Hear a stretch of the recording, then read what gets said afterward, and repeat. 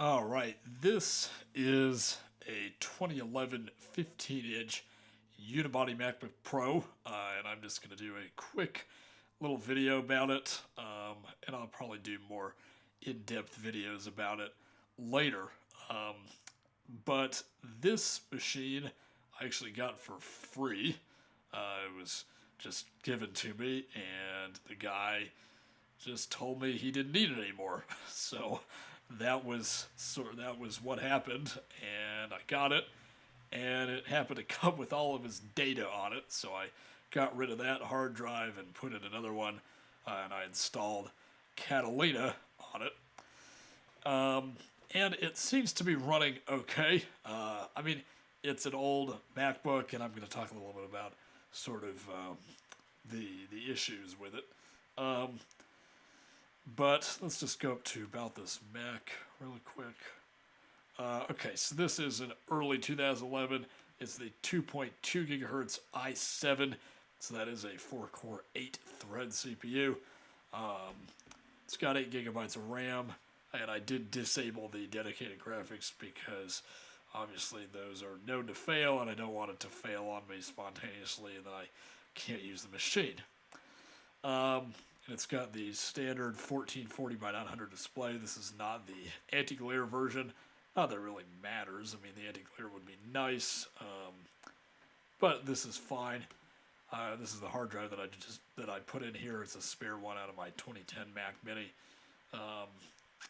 It's pretty slow, but it works. I'll probably end up putting it in SSD. So that's pretty much the specs as far as that goes. We can see that it is, in fact, a hyper-threaded CPU. If we go here, we can see it has 8 threads, and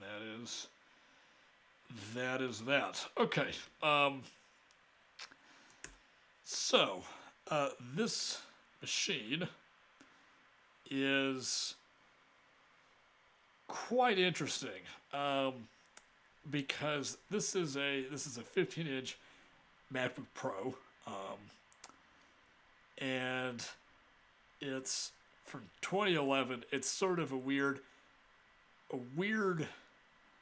almost a little bit out of place because it's the one machine that actually used AMD graphics instead of NVIDIA graphics. The 2012 MacBook Pro had NVIDIA graphics, and the 2010 MacBook Pro had NVIDIA graphics. And this is also the only one besides the 2012 that has a hyper-threaded CPU. So it is also not a metal-supported GPU either. So it's, in a way, almost a mix between a 2010 and a 2012, because it's not metal supported, but it's a hyper-threaded CPU. And I'm running Catalina just because it was the only one I could actually install. I tried to install High Sierra, even with a USB drive, and create install media actually didn't work for some reason. I don't know what the deal was with that. I think I might have had a bad installer, but yeah, create install media for High Sierra didn't work. I'll probably end up using OpenCore on here and getting like Monterey or something on here eventually, because Catalina is sort of an out-of-date operating system, but it works well enough for now. Now, for like general web browsing, look, okay, I've got a web browser here with a few tabs. It seems to be running fine. I can, switch between the tabs, and it works. It's a little bit slow. I'm also screen recording, and that's probably why, but it works. It runs all your basic apps. It runs OBS actually fine at 30 frames per second. 60 frames per second doesn't work. Well, I guess that's sort of to be expected. And virtual machines are a little bit slow. I did test a couple of virtual machines.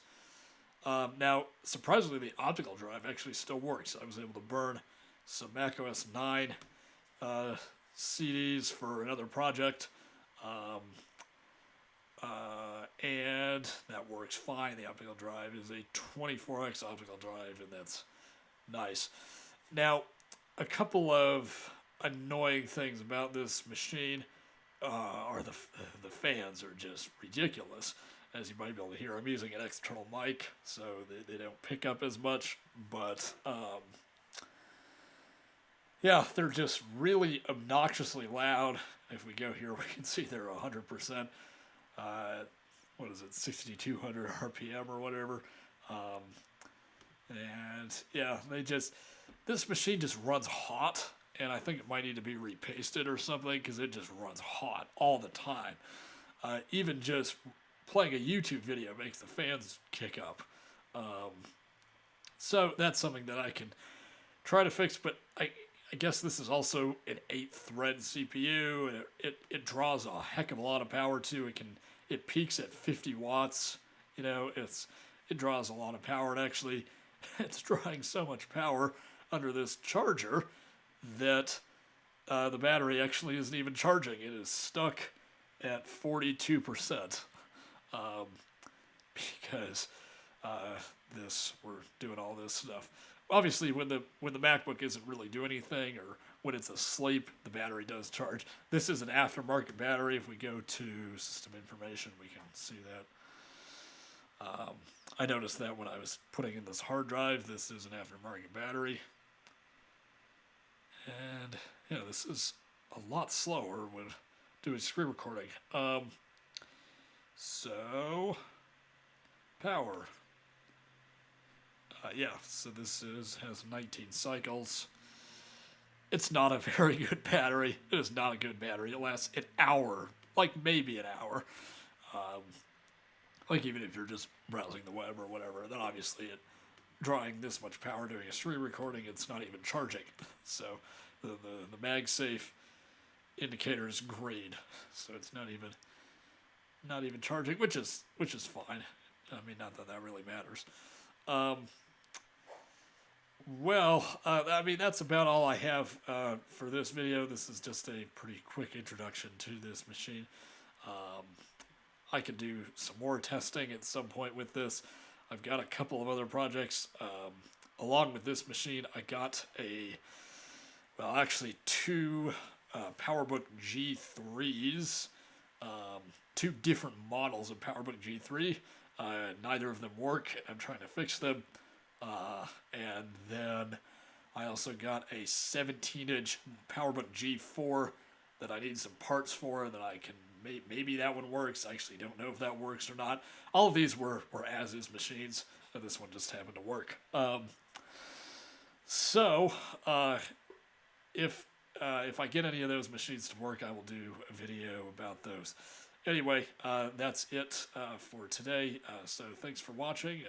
If you want to see anything specific about this MacBook Pro, please let me know down in the comments.